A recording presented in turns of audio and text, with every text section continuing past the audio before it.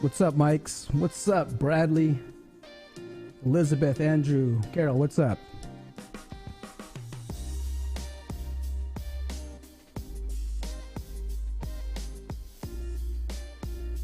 Thanks for the kind comments, Mikes.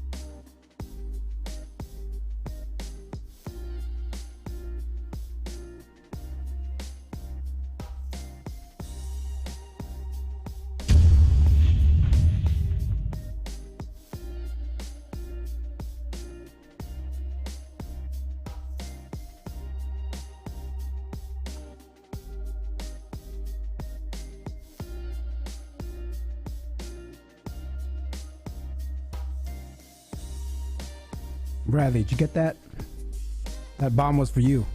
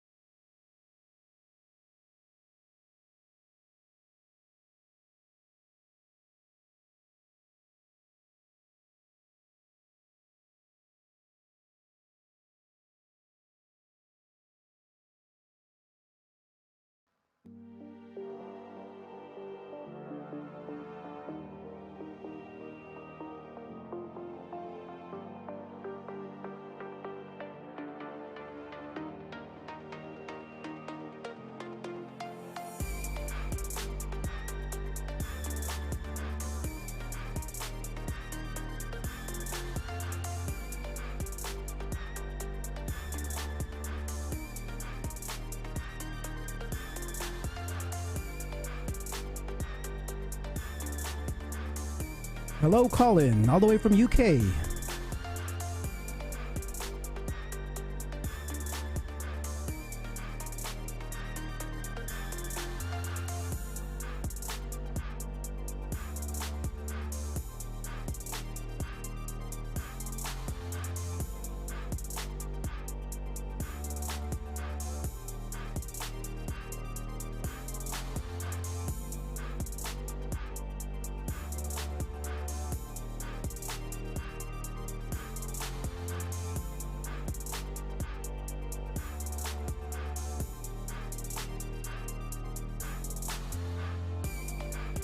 For those watching on Twitter or Facebook, watch the show on YouTube to participate in chat.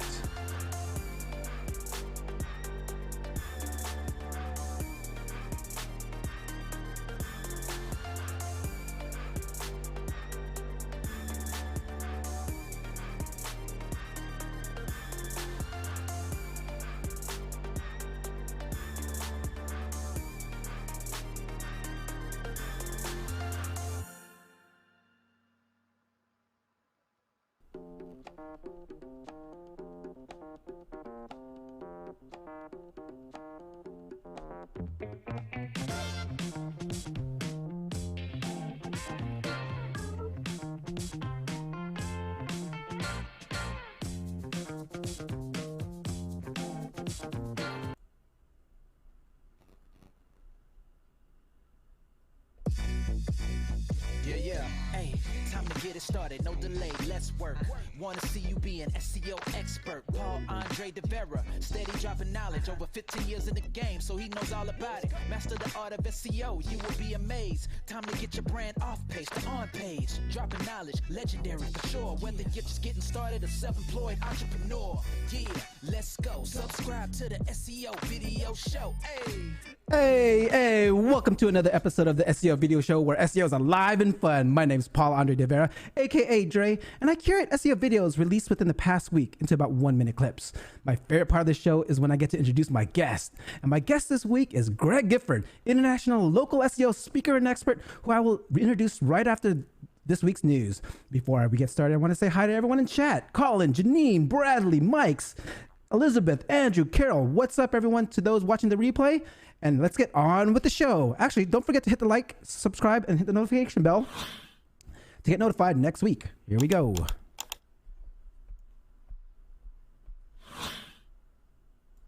This is Ted DiBiase, the $1 Million Man.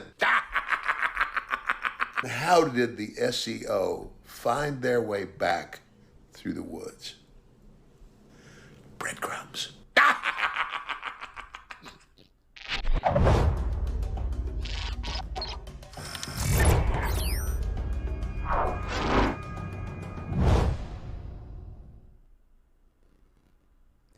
Goodbye, Google Webmasters. Hello, Google Search Central. As you notice, if you go to google.com/webmasters, it redirects. And now we have also the consolidated blogs. And timing for page experience signals to Google Search is set for May 2021. The new page experience signals combine core web vitals with existing search signals, including mobile friendliness, safe browsing, the HTTPS security, and any interstitial guidelines. With that, let's check out this interesting new plugin, Chrome extension by Defaced. It's pretty cool. Check it out. You can check it out at his website. And let's go ahead and make sure we get this going here. Let's see. Next, how to SEO your web stories was just posted to the Google Web Creators channel. It's pretty much schema. Here's a few details. Web stories are really web pages under the hood. That means that you do need to think about SEO if you want your stories to be indexed and found via search engines. First off, your biggest takeaway should be that you should do all the SEO stuff you would do for any other page on your website. Web stories have a built-in mechanism to attach metadata to a story. It's very important to follow these guidelines, as this ensures maximum compatibility with search engines and discovery features that take advantage of that metadata. For web stories to show on Google Discover, for example, the following fields are required: publisher, publisher logo, portrait poster, and title. All of these are used to render the story cover of your story as seen in the Discover carousel. And it is the first thing a user sees to decide if they want to consume your story. It's pretty much schema. Be sure to include that into your web stories if you're creating some web stories. SEO for Podcasters by Stephan Spencer on Christine O'Donnell's channel goes over 3 key tips. Here's one of them. Yeah, so transcriptions are a real missed opportunity that most podcasters are not leveraging. They're not even having them done. And you can use a service like Descript or Otter, which is inexpensive, and it uses AI to convert the audio into text. And it's not going to be perfect. Heck, you can even upload your recording to YouTube, and for free, the YouTube algorithm creates a transcript, and it's got the timestamps associated with it too. So you can do this really on the cheap, and find somebody in the Philippines to do the kind of the grunt work of turning that raw transcript into something that looks a lot nicer and has imagery to go with it. And there you have it. Transcriptions are really important when it comes to SEO with your podcast. I mean, I've done it with also videos on my website. So let's be sure to check that out. Transcriptions. Again, you can outsource it and have it cleaned up.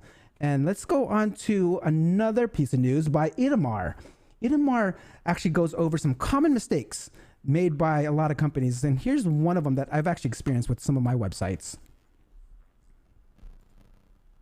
Common SEO mistake number 3 is when you change the URL slug as opposed to changing the page titles. So let's say you've got a guide and you wanted to update it from 2019 to 2020, for instance.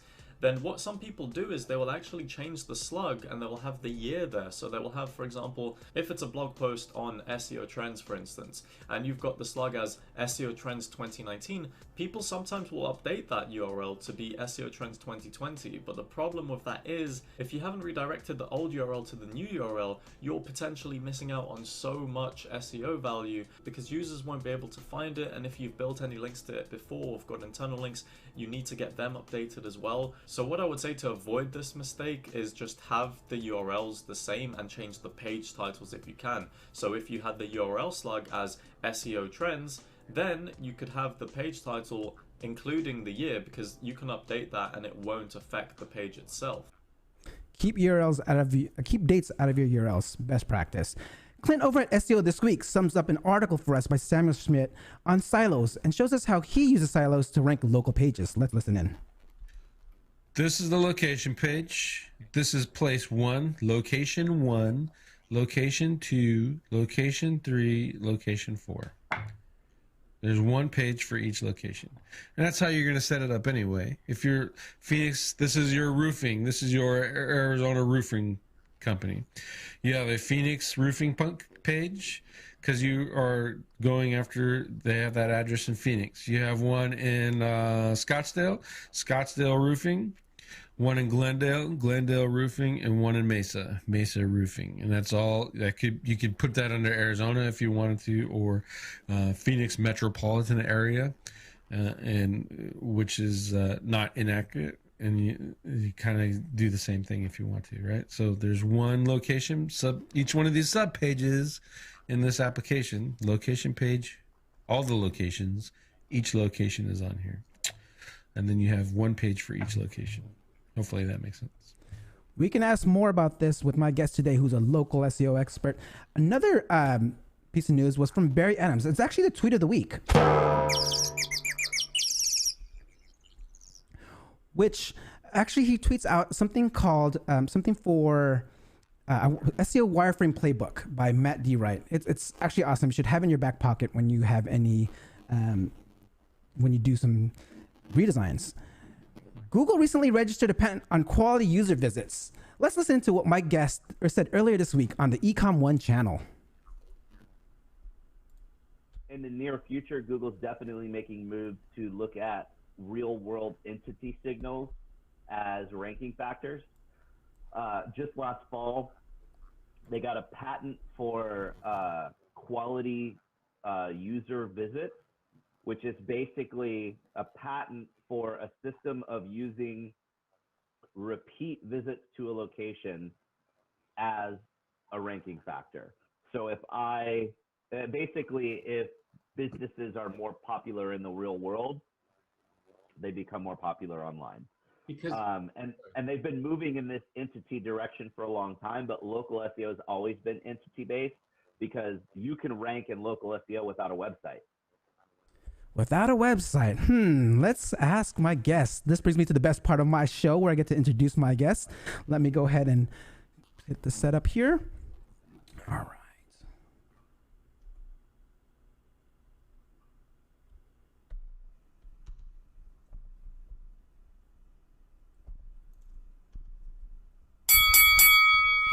Greg Gifford is the vice president of SearchLab, a boutique marketing agency built by passionate and curious internet marketers for local businesses. He's got over 18 years of online marketing and web design experience. He speaks internationally at both automotive and SEO conferences, teaching thousands of small businesses, owners, and marketers how to get their sites to show up higher on local search rankings. Greg also spends his free time doing freelance web design and SEO for local businesses. He graduated from Southern Methodist University and with a BA in cinema and communications. And he has an obscure movie quote for just about any situation. He thinks he's hilarious and laughs at all his own jokes. Please welcome Greg Gifford.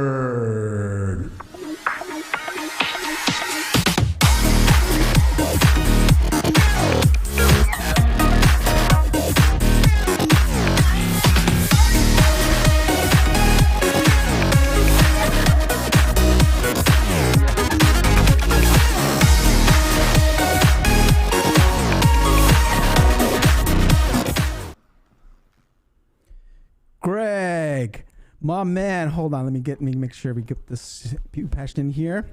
How you doing? How you doing? That was fancy, man. Oh wait, I'm actually getting some echo. Are you guys hearing that? Can you speak one more time?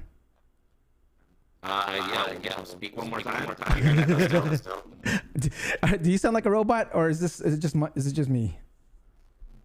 I mean, I don't hear myself on the screen, but you sound fine to me. I don't know. Hey guys in chat. Maybe I am actually a robot. All right, guys. Can I get someone in chat to let me hear if not just you? Yeah, distortion and echo. No. Not just, this is not me. Is it just from Greg or me? Let's see here. Same. Both? Yes, just from Greg. Let's see here. I can try switching microphones. Yeah, let's try that.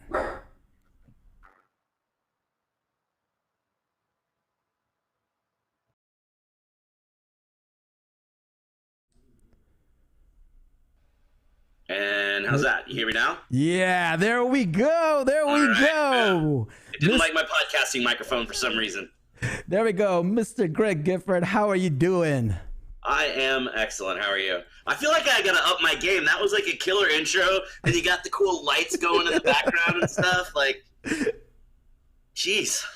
So tell me, I mean, from the last clip I actually played, you said people can rank without websites. What were you referring to in that clip over there?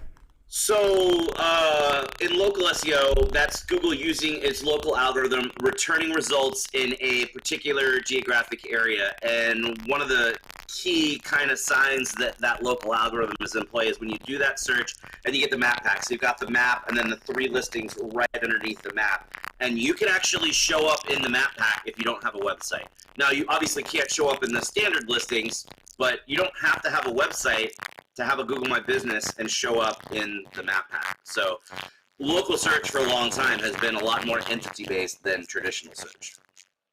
Got it. Okay, we're actually getting a little more distortion again. It says here we're getting... Oh, no! He just went back to fuzzy. Barely... Let me see. Crackling.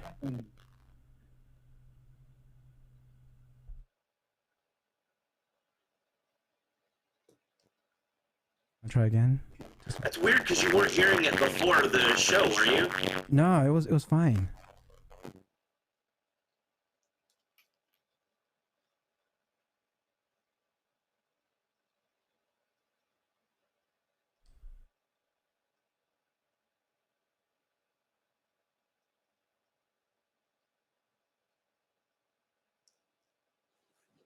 Maybe if you have a...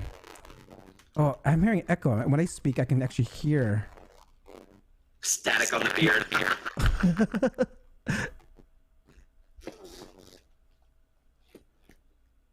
Maybe if you can use some headphones? Yeah, I'm going to throw a headset on and see if that helps. All right, cool. Hello, everyone in chat. We'll get this fixed very soon. Janine, Colin, hello. Tim, hello. Mike's, what's up?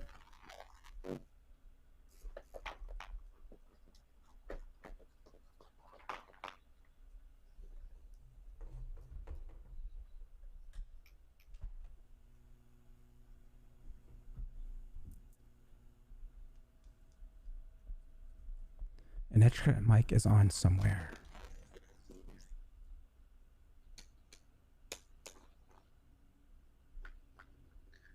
Okay, what about now? Oh, I still hear it. Let me is there? No. Oh no! Let's see. Check. An extra mic is on. Is there Colin's mentioning that there could be an extra mic on somewhere? Is there? An extra mic on my end? Yeah, because I could hear it only when it comes in.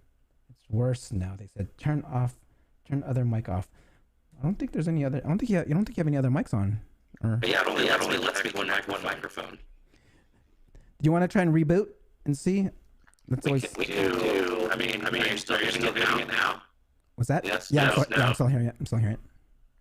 Yeah,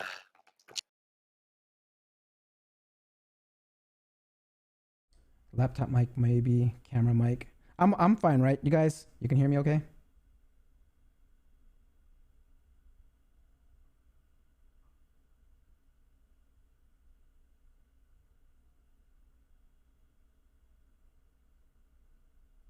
Okay, cool. Let's see here. Let's put some music back on for a little bit while we wait.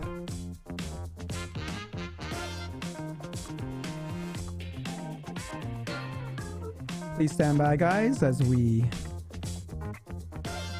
have a little reboot. What's up, Colin? Doing great. All right, are you back? You're back. Greg. All right, what about now? Woo-hoo-hoo! Sounds good. Perfect. What did you do? I just switched browsers. Oh, so weird. Okay, guys, now we're back. There we go. All right, really sounds like we have a problem with sound card. You guys, it works now. It looks like it was a browser issue. I do these all the time. I don't know why it didn't work. It's so weird. I'm going to actually take the headphones off because I like it better when I don't have headphones on. Okay. So there we go. Perfect. Yeah. Yes. We got that magic going on. Here we go. Woo-hoo-hoo. All right, Greg. As we were talking about earlier, I mean, you talked about like how, we don't need a website and we can use GMBs nowadays, right? I mean, let's take it back a little bit. I talked about what you do professionally now. You're the vice president of SearchLab. Let's take it back a little further than that. I want to know, how'd you get into SEO? Like, how further back? I knew you were like doing some flash sites before and you're dabbling in Black Hat. Let's take it back there because I'm curious of what you're doing. So way back in the day, basically when Flash first came out, I started doing Flash websites, and I was a film major in college. So when I started using Flash, it really just clicked with me because most people were creating Flash sites where they were trying to basically mock up or recreate HTML static sites and then just add transitions. But I saw Flash as a linear editing program, so I approached it more like creating animation. So I made just ridiculously badass stuff at the time, which now we'd all, grown at. But at the time, people were like, that's amazing. So I started doing all these Flash sites, ended up forming a company with a friend of mine, and we did Flash sites and website hosting. We figured out they weren't showing up in Google. So then we did some things to get them to show up in Google, not realizing at the time it was way, way, way Black Hat to do what we were doing. And so that's kind of my first foray into SEO without realizing I was doing it. And then I ended up as a lot of partnerships go, that one ended, and I ended up getting a job as a Flash designer for an automotive website company, and then pretty quickly rose through the ranks and was running marketing and really got into SEO at that point, and then started going to a bunch of conferences, and then eventually said I could probably do this speaking thing. And I've always been kind of, class clown dude, so I have no problem with public speaking. And I started speaking, and my style is a little bizarre because I'm a little bizarre, and it just became really popular. So I'm now lucky enough to speak all over the world outside of being locked down in COVID, obviously. Mm-hmm. No, I mean, you're speaking, your presentations are awesome. They're like totally themed out. I'm so entertained by them. And it's funny because, I mean, even I know I tend to speak a little fast, and when I research videos, I have to actually kind of speed up these videos. But with yours, I was like, oh, you were on point. You were like clip after clip, point after point. You were on point, no pauses. It was perfect. And I want to go back to that a little more too. Like, I mean, how'd you even get into speaking? Like, how'd you even go that route? Because I know there's even pre-COVID, that was something like even myself wanted to do a little more on speaking. Like, how'd you get into the SEO speaking game? So I started speaking at automotive conferences, mainly because most of the people, even still today, that talk about SEO and automotive are trying to sell SEO. They're not really there trying to educate. They're just trying to sell. And that frustrated me. And a lot of people there, this was, 10 years ago. The things that they were talking about were really outdated. And so I was like, hey, I get that you're trying to sell your product and scare people into, SEO is really hard, you need to hire us, but at least give them the right information. And so I started speaking then, and I didn't do the movie theme stuff right at the beginning. I kind of fell into that a little bit later, but it still was kind of my style. And so, all the conferences started wanting me to speak. And then I was like, heck, I could do this at digital marketing conferences too. And so I don't even remember what my first one was, but I spoke at a couple. And then, you always tend to kind of have people that are either running other conferences that attend other conferences to scout out speakers, or people that are just involved with other conferences that attend various conferences. And so somebody that was involved with SMX saw me at a conference and said, hey, you'd be great. You should come apply to SMX. I'll make sure you get in. So I did SMX. I had done PubCon kind of just before that too. And so both SMX and PubCon, I spoke and got amazing ratings, and everybody was like, wow, this guy's great. And then it kind of springboarded from there. And then I kind of got international 5-6 years ago. A buddy of mine knows the guy that runs Brighton SEO and recommended to him, hey, you should have this guy Greg come speak. He's amazing. He's going to blow everybody away. So I went over to Brighton SEO and spoke there, and they do Brighton SEO twice a year. So I spoke there and did an all-day training course on local SEO, and everybody lost their minds. So they had me come back the next one and do that one. And I've kind of basically become a popular Brighton SEO speaker, and I've spoken at every one for the last 6 years. And then being there, I get exposed to other conference organizers that do conferences in Europe. So I've gotten to kind of get to go all over the place now. It's been cool. I'm very blessed and lucky to, I guess, have that personal style that people dig and people want to see. So it's been fun. Have a personal style, and you'll get noticed, and you'll be able to speak at other conferences just like Greg.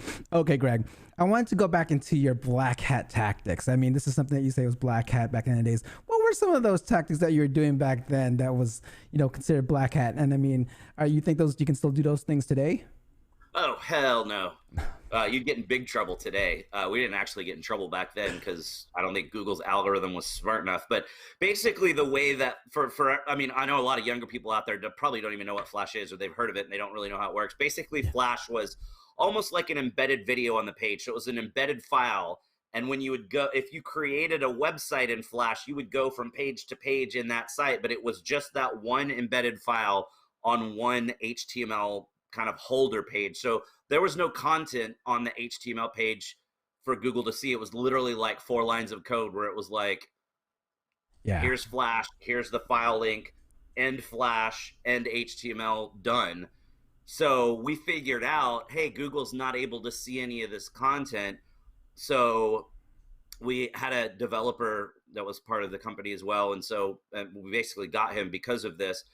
And he and I sat down and started looking at it and trying to figure out, okay, how's Google actually working? What's Google looking at? Okay, Google's not seeing this content. We started playing around and we figured out a way to basically, I created a CMS that was also Flash. So our customers had a back-end CMS that they could use. And when they entered the text there, it created a text file that then the Flash site would load all the content from the text file, but the text file would also load automatically into HTML pages that were cloaked. So when Googlebot would crawl the site, it would hit the HTML pages and read the content and see the internal links and do all of that. But what was actually served up to human users was the Flash content. Interesting. That's very interesting and smart. Wow, that's a knowledge bomb right there if we can still do it. But I mean, you get caught. Big trouble nowadays if you try that. Okay, let's go back into local SEO. What guided your path into local SEO and like instead of traditional SEO and stuff like that? I mean, what excited you about local SEO? I mean, it wasn't even really a conscious choice. It was more, like I said, with the Flash thing, I kind of got introed to the workings of Google. But then once I got the job at the automotive company, our clients were 100% car dealers, and car dealers are a business vertical that Google automatically uses the local algorithm on. So because of that, at the time, we knew these are local businesses that Google uses the local algorithm on. So that's when I started really digging in and learning about that. And I was at that company for 8 years. So it was just, necessity to understand how local worked. And then I just, once I started speaking, I became known as a local SEO guy.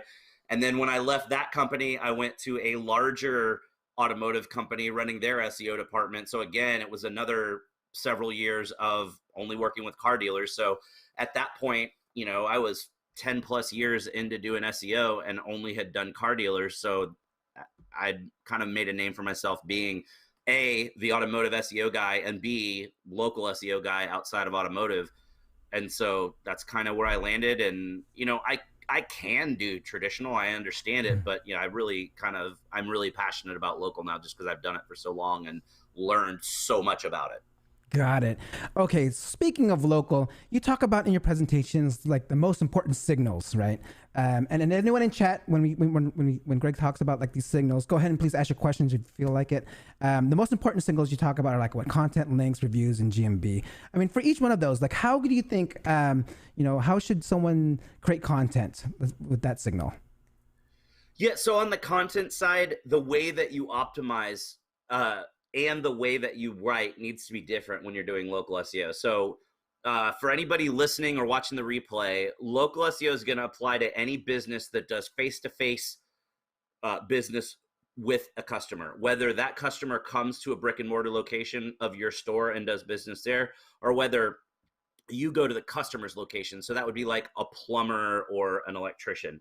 So if that's the case for your business, then you are a business that the local algorithm applies to. So you would A, need to get a Google My Business listing. B, when you're writing the content on your site, it shouldn't be just all about your product or service. It should also be about the local area because, for instance, let's use car dealers.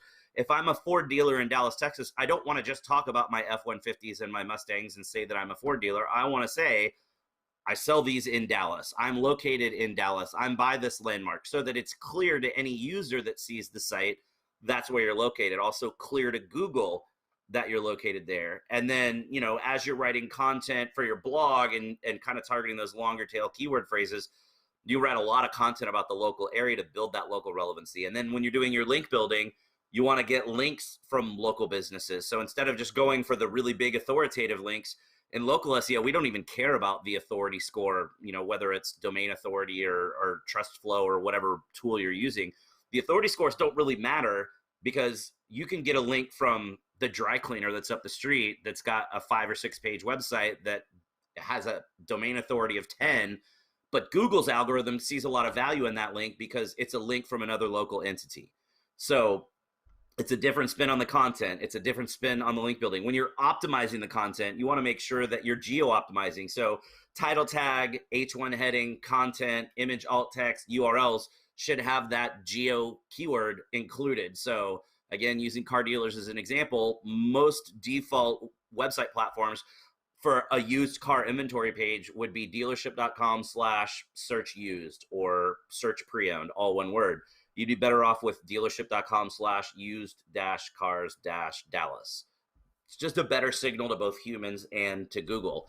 And then Google My Business, absolutely huge signal, because that's basically a direct interface into Google's knowledge graph, which we all, or everyone should know, is actually Google's entity graph. So you have a direct interface with what Google understands and stores about your business entity when you've got Google My Business. So you've got to make sure that that is correct and well optimized. And that's actually the new homepage for local businesses, because people don't have to go to your website to get your phone number or your address or see pictures or any of this other stuff. They can get it right there in Google. So that's a big factor of zero-click search for local businesses. So there's a whole lot that you have to worry about all in the mix to make sure you've got great local visibility. Wow, you just dropped a bunch of knowledge bombs in that one. We got a question from the chat. It goes, does it frustrate you that SEO tools are often national search volume as opposed to local? I mean, I'm curious, like, what tools you use to also for yourself, or like 100%, 1,000,000% yes.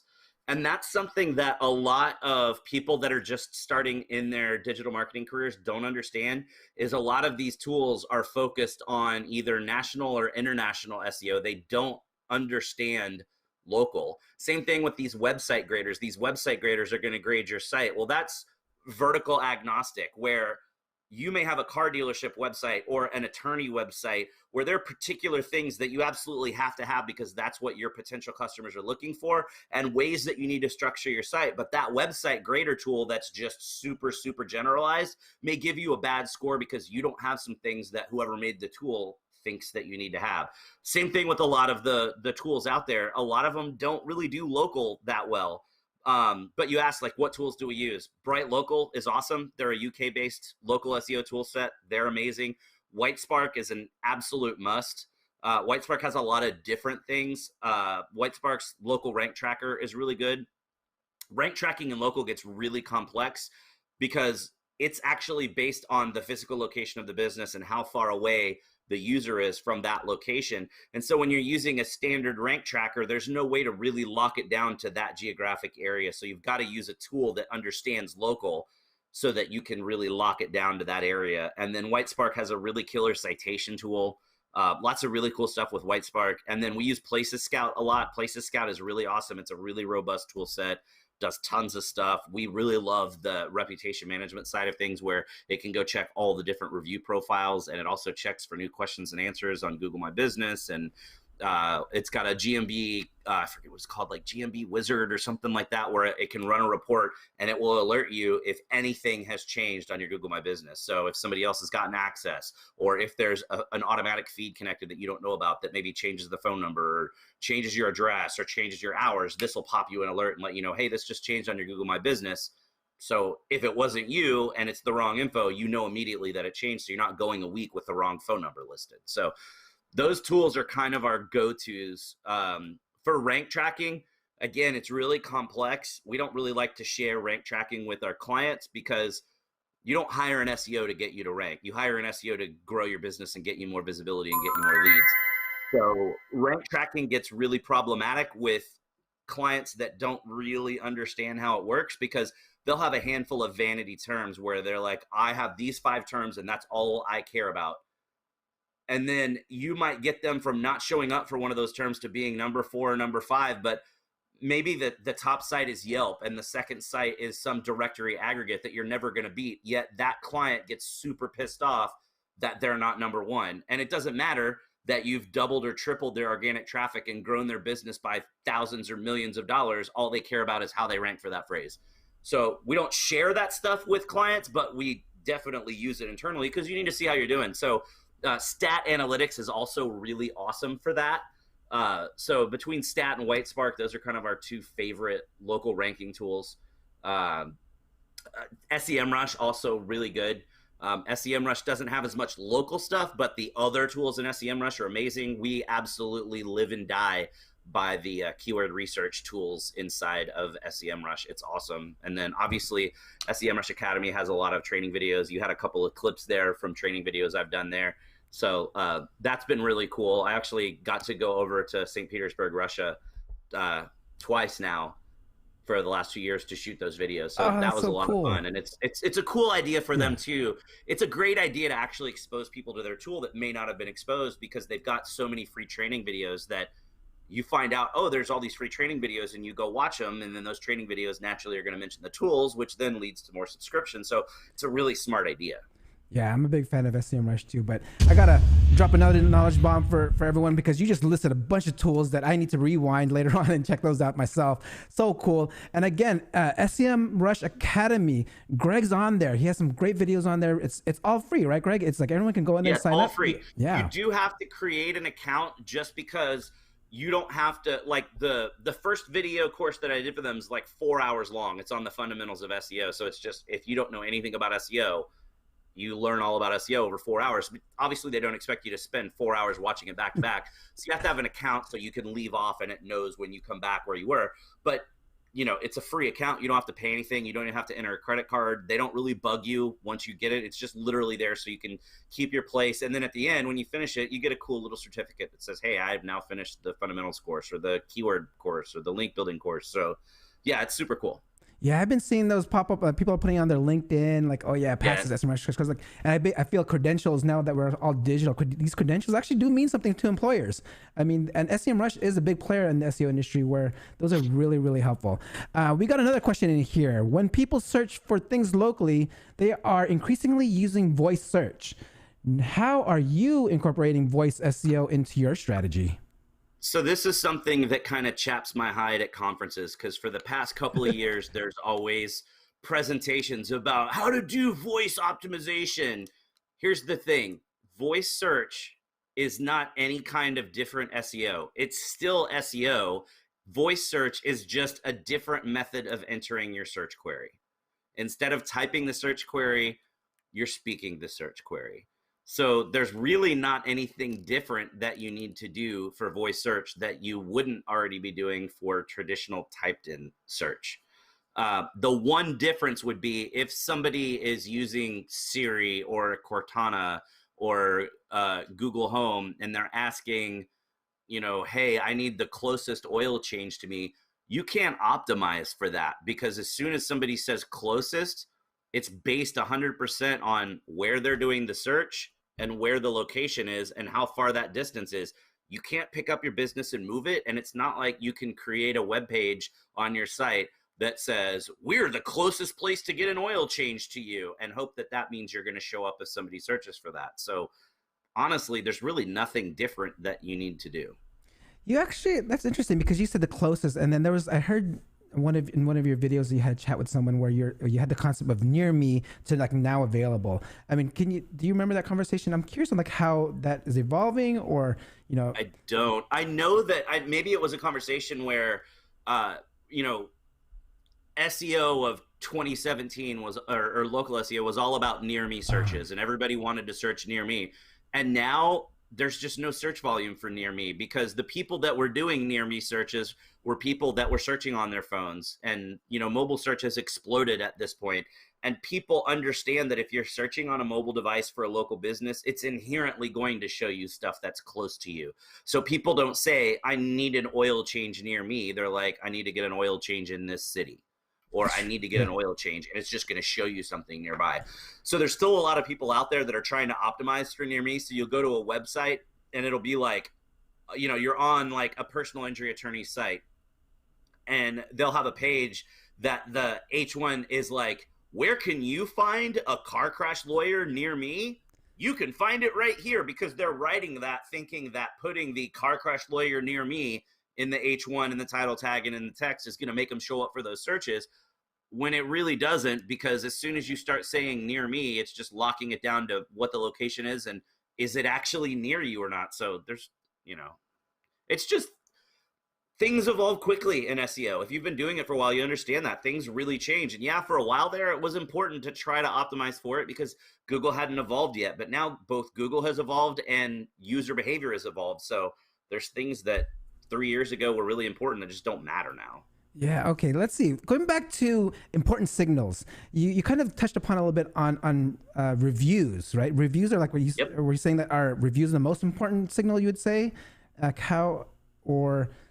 I hate ever saying something is the most important signal, because then typically, you know, if it's at a conference or if it's on a webinar or an interview like this, and I say, oh, the most important signal is this, you have a lot of people that will just take away, okay, cool, that's all I need to do. And really in local SEO, it's everything working together. You can't do any one bit and get really good results. But if we're looking at kind of weight in the algorithm of how valuable each area is, links are still by far the most important. And well, if we want to get really complex, it depends on whether you're targeting the map pack or whether you're targeting the localized organic listings. If we're talking localized organic listings, it's links and content. If we're talking map pack, then your Google My Business is by far the most weighted, and reviews are much more important for the map pack rankings than they are for the standard localized organic rankings. So I would definitely suggest looking at the annual local search ranking factor study that's done by Whitespark. Hopefully Darren is putting the blog post up soon. It just came out like maybe a month ago. And Whitespark did a virtual conference and they actually released the results there, but they've been, working on creating all the graphics and writing out the blog post and such. But that annual study breaks down the difference in signal strength between the map pack and the localized organic. So that's kind of the guide every year of, okay, here's how you need to tweak things, because like citations used to be really important and now they don't really matter, so you don't need to spend time on them. Speaking of citations, because you also do talk about citations on some of your presentations, and I've actually never heard of NAP until until more local SEO started happening, and name, address, and phone. Yep. With citations, I mean, I was watching other videos and they're saying, oh, you need at least 50 of them to be good. You don't need over 100, maybe just 50 of them. What's your view on citations? Like how you just said. There's no number. Okay. Citations used to be a lot more important, a lot more valuable. So you could go just keep cranking out citations on the most random sites ever. And the more you got, the better you show up. Google's gotten smarter about that and realized that, hey, look, if a business as an entity is clearly existing in that location, it doesn't really matter if they've got their name, address, phone number on 50 sites or 100 sites or 300 sites, because that's not a signal of how relevant that business is to the query. It's more about the content and the links and the GMB and the reviews. So citations have become a lot less weighted over time. All we really worry about now is we make sure that there are a couple of primary data aggregators that feed name, address, phone number information out to other sites in the ecosystem. So we make sure the correct information is sent to those aggregators. And then when we onboard a new client, we're going to ask them, hey, in the last 5 years, have you moved locations or changed phone numbers? Because if they have, there's likely something out there that's wrong that needs to be corrected. Otherwise, we're going to do a Google search for the name of the business and go through the first 2 or 3 pages of search results and look for any site that mentions name, address, phone number of that business. And anything that's wrong, we'll correct. Anything beyond those first 2 or 3 pages, we don't really care about, because it doesn't matter so much to the algorithm anymore. But you do want to be sure that, if something is at the bottom of page 2 when I search for your business name, even though that site, it doesn't really matter if that name, address, phone number matches your actual name, address, phone number. What we don't want is for some potential customer to stumble across your information on that site and decide that they want to call you or come see you, and you've got the wrong phone number, wrong address, and you lose that potential client. So it's more about client-facing stuff than algorithm at this point. Got it. So what are like a couple of sample sites that you would say like would be like a citation site where you would put your name? Well, I mean, Facebook is a big one. Yelp is a huge one. Foursquare is a pretty big one. It's those directory type sites. And then you're going to have sites that are important to various verticals. So like car dealers are going to want to be on Auto Trader. They're going to want to be on cars.com. They're going to be on Edmunds. Attorneys are going to be on Find Law and Avvo. You know, each vertical is going to have those particular type of, here's a directory of all the businesses here. So that's the kind of thing that you're going to have to pay attention to more than anything else, because those big sites, the Yelps, the Facebooks, the Avvo or Find Law for attorneys, or, you know, Dealer Rater, or cars.com, Car Gurus, things like that for car dealers. Those are where potential customers or clients could come across your information and maybe decide to call or go to your website or whatnot. And if it's the wrong information, then they're not going to leave that site and go try to Google you. They're going to stay on that site and just go to the next guy. All right, guys, be niche specific when you actually get your citations. Great advice over there. I want to talk about something when you talk about a concept of you doing a pre-site of an FAQ page when you load up questions and answers. I thought that was really important when I saw some of your presentations. Can you explain that to like the audience here of the importance of an FAQ and questions and answers? Yeah, so the questions and answers feature came out about 3 years ago on Google My Business. And it's crazy how many people still either don't know that it's there, or they know it's there and they just kind of ignore it and don't do anything with it. But most users, most potential customers, think that it's a messaging platform where if I ask a question, it's sending like an instant message to the business, but really it's community discussion. So anybody can ask a question about your business and anybody can answer that question. So it's kind of scary for some businesses. But what a lot of people don't realize is you can ask your own questions to your business. So if you've got an FAQ page on your site with like the 10 most frequent questions that you hear from customers, you can load those into the Q&A section on GMB, because like I said earlier, GMB is your new homepage. A lot of people interact with the elements on GMB before they ever go to your page, or they never go to your page or your site and they just interact with Google My Business. So now if a customer is looking for a business and it's got this question section and it says that there's 15 questions there, and they go in and look through the questions and your frequent question is there and they've got the same question and there's an answer from you as well, you're more likely to convert that customer. And then the even more important part of it is, as you go in, let's say you want to ask a question and you're just too lazy to click, I want to read these 15 questions, and you're looking for an attorney and you click ask a question and you start typing, do you handle car crash cases? But someone else had asked that question in the past and there's already an answer that exists. As you're typing in, do you handle car crash? At about that point, Google understands the intent of your question and it's going to pop up the answer for you automatically. So you don't even have to finish asking the question. So that's another reason why it's really important to preload questions, because you make it a better experience for people that potentially may have the same question. And another really big pro tip that I like to give people is look at your competitors and look at the questions that people are asking your competitors. Load those same questions to your profile and answer those questions, because we know that if people are asking that question of your competitor, they're probably going to have the same question for you. So you can get a jump on things by going ahead and loading that in and answering it. And we call it a pre-site FAQ page because people aren't going to go, I've got this question, let me click through to their website, let me look through their menu and find out if they have an FAQ page, let me go to that page, browse through all the questions and try to find the one that matches my question and try to find the answer, because it's just too much to do. But if that question is out there in Google My Business and they don't even have to go to your page, and in fact, they don't even have to read through the questions to see if it's there, because they can click ask a question and start typing and get that answer, that's a killer user experience and you're going to capture that customer. Dropping them, Greg. You're dropping them. Knowledge bombs all day.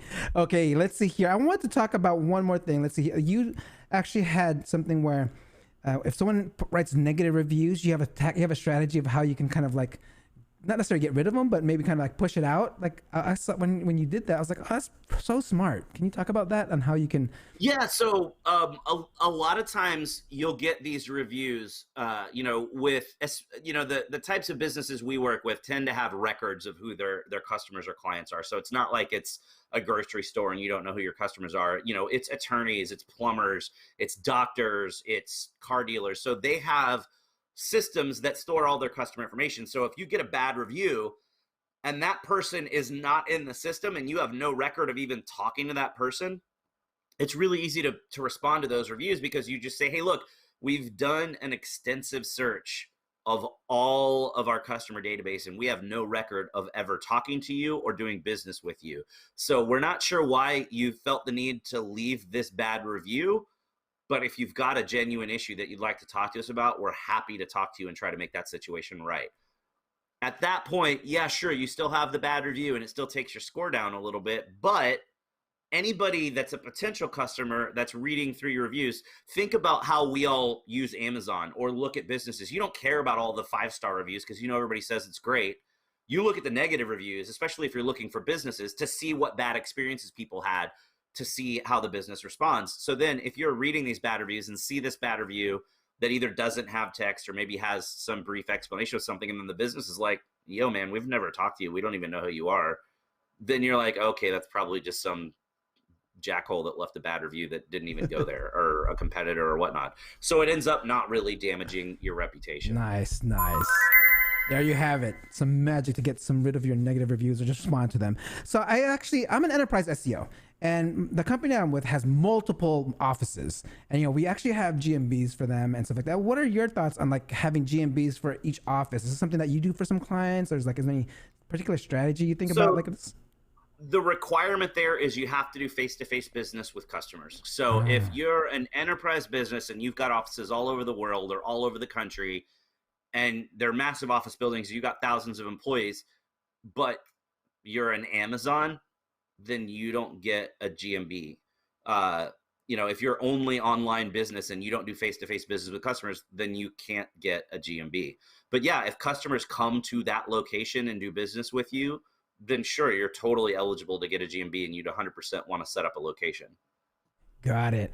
Okay, I wanted to kind of expand on the concept a little more. This last question, and then anyone, if you guys have any questions in the chat, go ahead and put them in. My last question for on the topic of local SEO is on the patent you actually read about and talked about this past week. Was the quality user visit patent? Like, tell us more about it. I'm curious. I've actually need to look it up myself. So. Actually, it's funny. I just gave a presentation at a local university Wednesday night talking about it's kind of a budding digital marketing class. And one of the things that I suggested is, if you really want to get into SEO, you don't want to be somebody that chases the algorithm, because if you're just chasing the algorithm, you're always going to be on defense. You're never really going to be on offense. So it's a good idea to pay attention to any posts out there that talk about, here's what Google said they're doing on this one thing, or even better, follow the patents that Google is getting, because it shows you the direction that Google is thinking. Now, are they actually going to use what's in that patent? You don't know, but you can tell the direction that those Google eggheads are thinking. And so they got a patent about a year ago for a quality visit score, and it's for ranking local businesses using a quality visit score. And the quality visit score was defined as the number of visits or repeat visits to a particular location by Google users. So we already know that Google is tracking location in real time, because on a Google My Business, you'll see that list of hours so that you can see when it's most busy at that business during the day. The reason they can fill that out is they're tracking your Android phone as you're going in, or if you're on an iPhone and you've got Google on your phone, they can track your location and see. So you know that business already has some location tracking in there. And what Google's trying to say is they've patented, and I didn't read the patent, so I don't know how nerdy it gets, but the basic concept is they're saying, look, we're going to start assigning a score based on, if I'm going to a restaurant twice a week, and multiple people in my hometown are going to that restaurant twice a week, Google can see this restaurant has repeat visits every week from the same people. That's a quality visit. That means that restaurant is doing good work. Whereas the restaurant a half block away, I go to one time and I never go back. As Google starts aggregating all of this real world data, then Google can clearly see the one that I go to twice a week is probably a better restaurant than the one that I went to one time. So it's starting to figure out ways to use real world activity as a ranking signal, which is really interesting and potentially cool, because it would be a heck of a lot harder to cheat real world signals than it is to, go buy some links or spin up a bunch of content. Heard it first. Greg says it here on the SEO video show. Okay, Greg, I didn't see any other questions coming in from chat, but I do ask this question to all my guests here on the SEO video show. And it's like, what kind of advice would you give to someone trying to get an SEO? How can someone become an SEO professional? What would your answer be to that? So my advice is always, if you're wanting to get into SEO, you have to understand how Google works. You don't want to just go after tactics. If you're only going after tactics and you're only chasing the algorithm, then you're not testing things yourself. You don't really have an understanding of, if hey, I've got to optimize the title tag in the H1 because somebody told you that was important. Okay, cool. You can kind of go do SEO. But if you understand, Google's algorithm looks at these signals to understand the relevancy of the content on this site and whether it matches the query, and you start getting into the why instead of the how, then you're going to have a better chance of having a really successful long-term career. And then it's finding the resources to jump your knowledge up a level. So like SEMrush Academy is a great source. I know a lot of people don't really use Twitter as much as they used to, but a lot of SEOs use Twitter. So even if you don't use Twitter to go out and engage and discuss, at least go on Twitter, create an account and make a Twitter list and add in the top SEO people that you want to follow, these people that you see speaking at conferences. Then you can go pop into that list and just see a list of all the updates that they're tweeting, because most people are going to tweet that stuff. That's a great way to keep up with things. If you can go to conferences, great. In normal times, that's not too likely for people that are just budding in their career because it's expensive. But right now, at least as long as we're still in the COVID lockdowns, most conferences are like $100 or $200. That used to be a couple $1,000s and a $2,000 plane ticket and a week in a hotel for another $2,000. Now you can do that same conference for a couple $100. Go do those conferences because that's the best way to learn and to find the right people to follow. Got it. Okay, yes. Twitter is a great place to get some information. We actually got one more question here. I have clients who are killing it when location is close.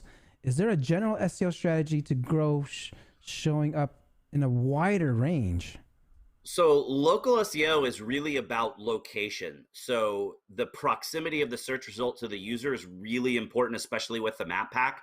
And, if I'm in the suburbs of a metro area, so let's say I'm a couple of cities out from, say, Dallas or Chicago, and someone is searching for car dealer Dallas, but my address is not Dallas, it's Plano, Texas, or McKinney, Texas, then I'm not going to show up in that search because that person said Dallas and my address isn't Dallas. So it's tough to expand that reach.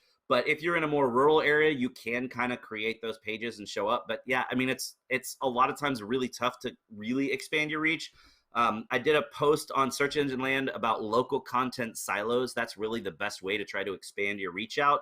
But I always tell people that ask this question, the first thing you have to do is own your own backyard. If you're not destroying it in your own town, don't try to expand because you're not going to have enough relevancy and enough value to expand and show up where you don't have a location if you can't kill it where you do have a location. Nice. And by the way, you have a really nice backyard. You have this huge playground. I saw in one of your local Search Tuesdays. Okay, Greg, how can someone get a hold of you? Where are you at most? And can you go ahead and let the audience know where they can get a hold of you? So LinkedIn's a great spot. It's just LinkedIn/in/Greg Gifford. Twitter is my social profile of choice. So that's just at Greg Gifford. Or you can pop me an email at greg@searchlabdigital.com. Perfect. Okay, Greg, can you hold on real quick before I'm going to go ahead and sign off here? And let me just hold on real quick. And let me sure. See here. All right, guys, that concludes this week's episode of the SEO video show. I hope you found it helpful. Local SEO expert Greg Gifford. Be sure to check him out on LinkedIn and on Twitter. He's pretty active. And let's see here. And don't forget to like, subscribe, and hit the notification bell so next week you can see what's happening. All right, I'll see you next week. Thank you for watching. Hope you come back next week. Make sure to subscribe. You don't want to miss a thing. Hope you learn something new, cause the vibe is incredible. From the special SEO professionals, SEO video show, let's work. Want to see you be an SEO expert. Paul Andre De Vera helping you step it up. No delay right now, time to level up. Hey, thank you so much for watching. Make sure to subscribe. Woo!